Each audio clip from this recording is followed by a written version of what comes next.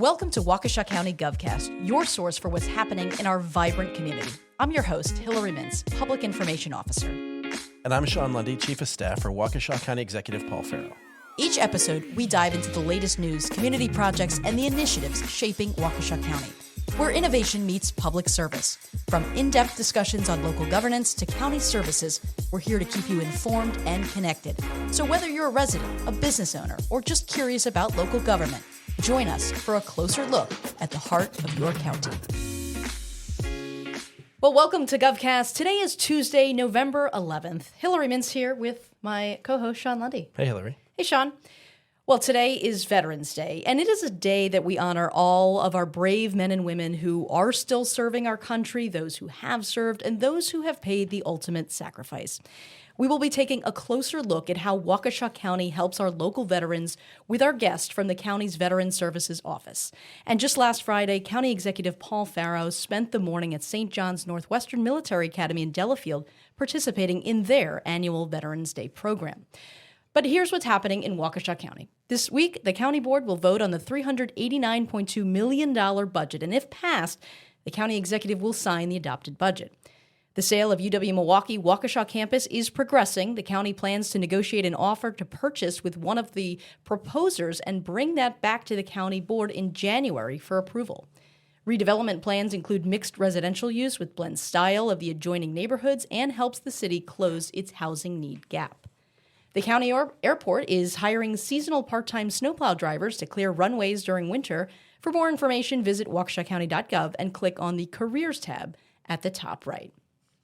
But now back to our guest, and as we mentioned, it's Veterans Day, and on GovCast, part of our mission is to educate and inform our residents and listeners about how county government operates, but also the programs and services it offers to our residents, and one of them being the Veterans Services Office.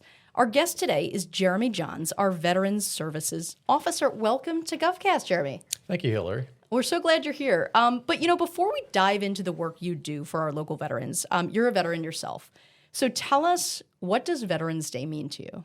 It's a day dedicated to recognizing U.S. military service members who have been honorably discharged from active duty.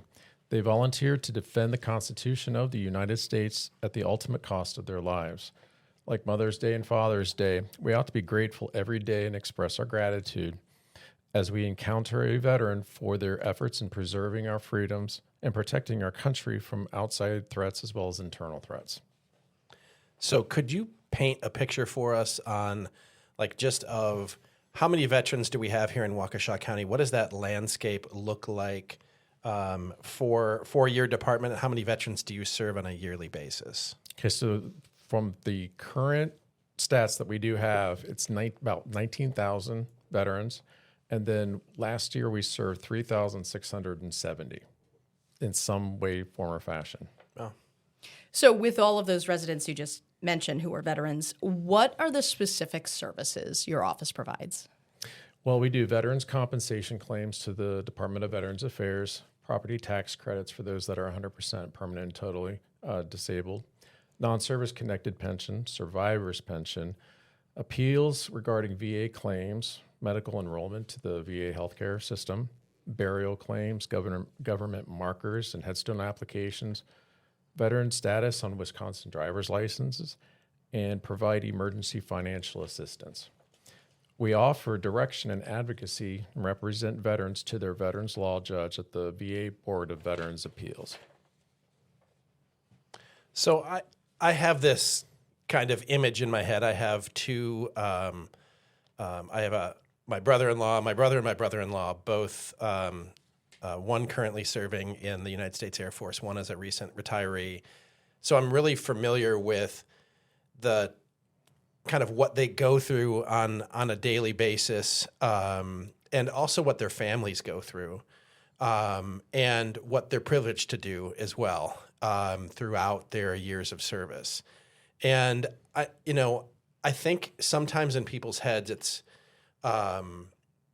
it's really easy to think of the life of an active duty, someone serving in active duty. Maybe they're overseas and they're in a forward area or something like that. Or they're on some base here in the United States of America, or maybe they're on a carrier or something like that, depending upon, how it is or where it is that they're serving.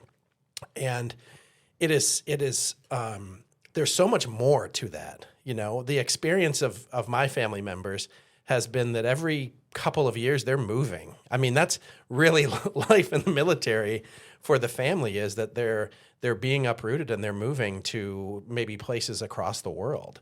So their experience isn't just the experience of, when they're serving in active duty, or we're imagining that someone is engaged in combat or something like that. The life of an active duty service person is super diverse. You've got accountants and IT people, and you have people serving in the infantry, and you have all their family members. So everyone is leaving that service, that time that they're serving our country, having had a different experience.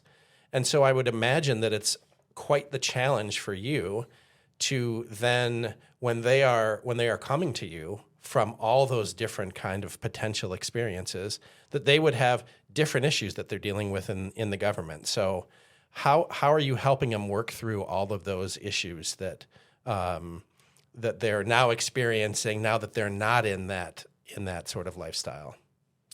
Well, excuse me, most of us are veterans that work in the office, and have been on active duty and have experienced those moves, the loss of connections and networks.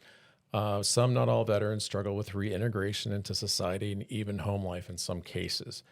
They have left their hometown and may have lost professional and the local community network, thus making professional integration much more difficult.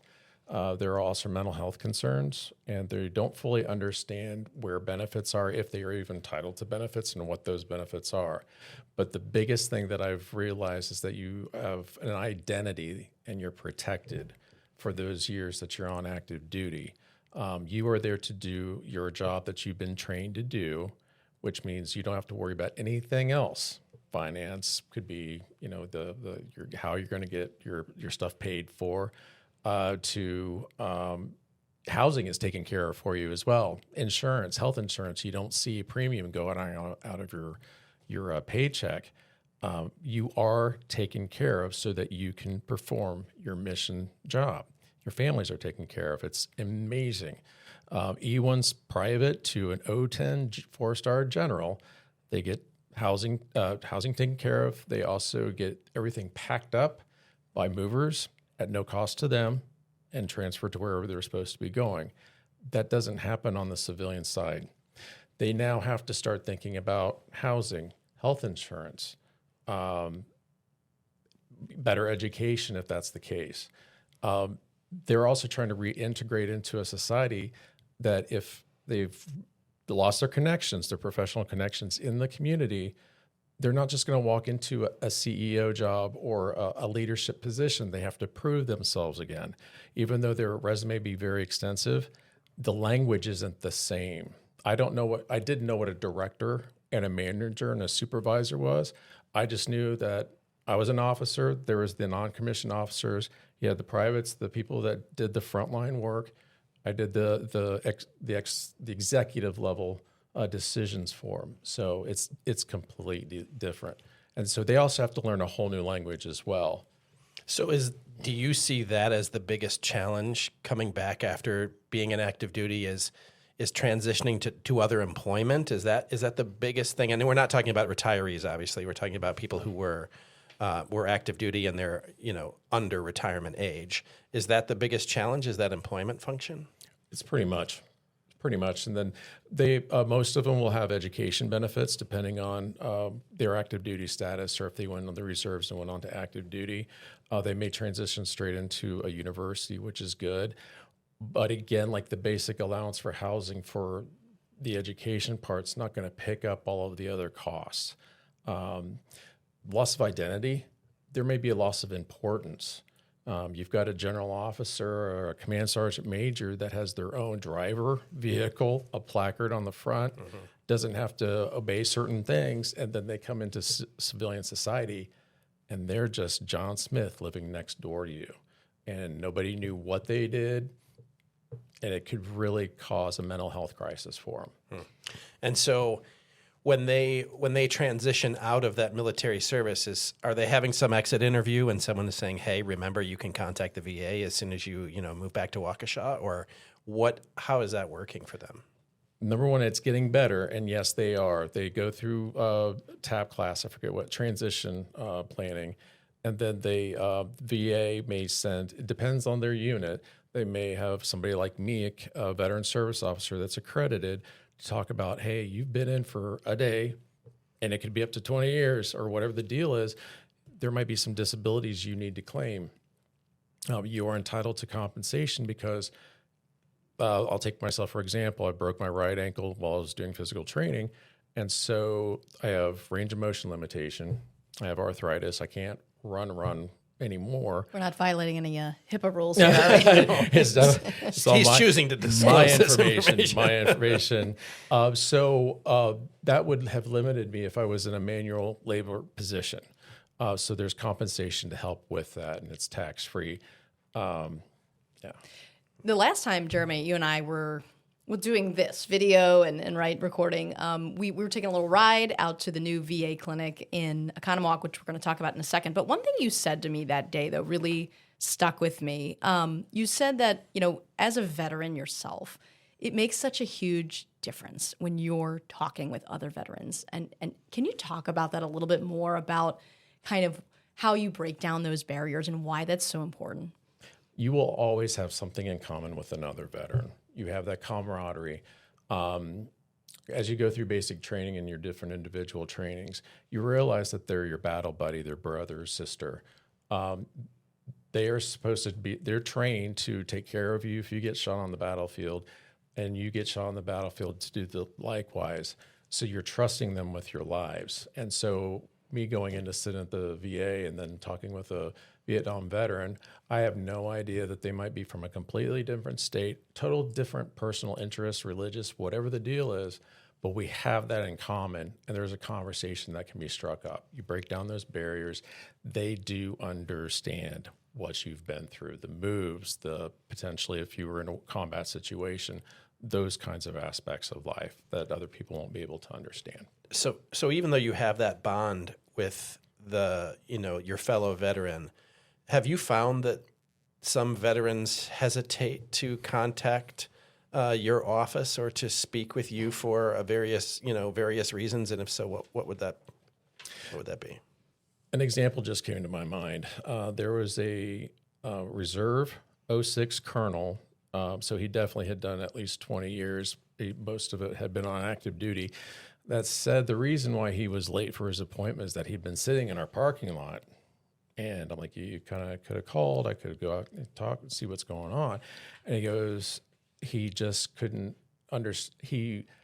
As his position, why is he applying for these benefits? And things are really good for him. And it was just very difficult. That was a different aspect that I had been used to. But on a day-to-day basis, we do see and hear of veterans talking about, I don't want to take benefits away from those that are more deserving, that they shouldn't be, that they aren't entitled, or they're absolutely incorrect. I've heard that, especially with like the Greatest Generation, World War II. They see somebody that has lost all their limbs, they're in a wheelchair, and they themselves are able to walk around, and it's not that. It's not the case. They could have a mental health disability that's going to limit them greatly than if they were the one that you see in the wheelchair. That's the stereotype of the disabled veteran. Other issues are getting health care. They've got private health care. Why use the VA? Well, if you don't use it, Congress does not allocate money to keep those programs running. So it's very important that they do at least get enrolled, take part in the annual physical, et cetera. And I mentioned the new Oconomowoc VA clinic, which you and I were both in. County Executive Farrow was at the grand opening not too long ago. I mean, that was a huge, that you talk about kind of bridging gaps. I mean, you have the VA hospital in West Dallas, and then there's one in Madison. correct? And so, like, nothing in between until now. And so, talk about that clinic, what it does, how you're, working with our staff there and veterans. Okay, so it's what the Oconomowoc VA clinic is considered a community outreach-based clinic. I used to work at Veterans Health Administration, so I know the structure of that. And what they can do is offer not just urgent care, but they can do a primary care out there, mental health. They've got a licensed social worker as well as a psychologist out there to be able to conduct mental health appointments. They have a PharmD, so if you've got issues with pharmacy or medications and what you're taking, they can address that out there as well. There's women's health. Anything that's more specific, like an MRI or specialty clinics, then they'll have to send you down to Zablocki. The biggest advantage to it is they don't have to go into Zablocki. They don't have to drive the distance. It's for the Lake County area. It just happens to be in Waukesha, and it offers them a much shorter distance to drive in to get their care. But they can get that out there, and they're needed out there as well. So what is your office's interaction with that clinic? So we just started a couple of months ago going out and holding office hours out there. And we can do VA claims, we can do powers of attorney, et cetera. We also made sure that we had the automations to be able to look into somebody's claim and address any issues that they have, or get them an appointment and come in and speak with us. It's been synergistic, so we also work with the other county veteran service officers that are within that county, Lake County catchment area. We are trying to encourage our veterans, please use the clinic. It's brand new. The staff needs people to see to make sure that it remains relevant and important and funded. So they've seen an uptick on veterans going out there, as well as we've been not pushing, but if it's going to advantage them, please go out and get enrolled in there. That's not a problem. So if you're a veteran who maybe you don't have a service-connected disability, and so you don't have a reason to go into that VA clinic, and maybe you are of the mindset that other people need the benefits more than maybe I do or something like that. So how are you reaching out as an organization, as an office, to maybe some of the younger veterans that are coming back who are like, listen, I'm not of retirement age. I don't feel like I need this health care. Maybe I have a job and you have health care through that job and you're not actively going to the VA, which, is their choice. How are you reaching out to those more recent veterans? I've gone out and spoken with the posts, the clubhouses that are around the county. And of course, there's a lot of older veterans there. That's a social network for them in a way that generation socializes. For the younger veterans, it's been word of mouth. We do social media posts. It's basically has been a lot of word of mouth. They'll call in and say, I want to start a BDD claim. That's a benefits delivery upon discharge claim. They can do that while they're on active duty, and we're able to do that. We have the knowledge for that. A lot of people will call and ask about education, so we get them pointed in the right direction for that, either the Wisconsin GI Bill or their own VA education benefits. I'm seeing a lot of younger veterans going and doing their own claims, and I see a lot of mistakes. Is that like kind of doing your own taxes? It is. Yeah. It's also like being your own attorney in front of a judge. That's not advisable. You can actually harm yourself in that process. I've seen, and I've had to help defend veterans or talk about the evidence that they're going to need to avoid a reduction. Because by federal law, when you say disability, if it gets better, you can get reduced or the condition can be severed. We know the laws that are also implemented there that certain things can't be done by the VA. So if they've done their own claim, they get a denial or something. That's when they usually have sought us out, usually online through a search. I can go out and speak at any point in time to anybody, even if it's an individual. We can do house calls, especially if you're not ambulatory or you have limited transportation. We can go out and explain benefits, see what's going on with the whole picture. So aside from maybe some people who are recently out of active duty and they're more recent veterans, I know that we have a lot of veterans who, when they did leave the service, they entered into law enforcement and kind of were able to transition some of those skills into life outside of the military. What has your experience been working with folks who have chosen a law enforcement profession? Recently provided as a conduit to getting a police chief during our FEMA exercise in Maryland. I'm like, hey, got this call. Mom's trying to help out the veteran's son, and veteran wants to go into law enforcement. So I passed that on because he was in the jurisdiction. He was very interested. Police chief took it up, contacted the veteran. Makes it so much easier than being very intimidated going into a community. I just got back, and that was very helpful. But also on the flip side, you work with law enforcement to, when they come into contact with veterans, right? Mm-hmm. To kind of bring you in. Could you explain a little bit of that partnership as well? Yeah, it was part of HHS. We went out and did law enforcement rounds. That's Health and Human Services for the kids playing at home. Yeah, gotcha. Went out and spoke with the law enforcement, the police chief, and some of their deputies, and saying we can do presentations out at their departments at their asking at their convenience.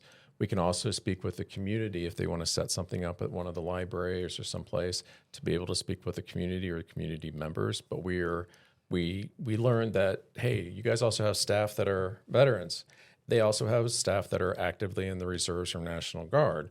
I was able to talk about some of the myths that they shouldn't be filing for a disability claim while they're still actively in the reserves, and that's actually opposite. We need that evidence to show that happened during that weekend or 2-week drill. We can put a claim in, and it's not going to harm you and your job as a reservist. So we were able to dispel that. But yeah, there are many veterans on staff. We can look at their claims that they've already filed for that, change power of attorney to something that we're accredited with, and increase the claim. We can talk about what they might be more entitled to. And Jeremy, we kind of briefly breezed over your background. You told us you're a veteran, that 4-star general, right?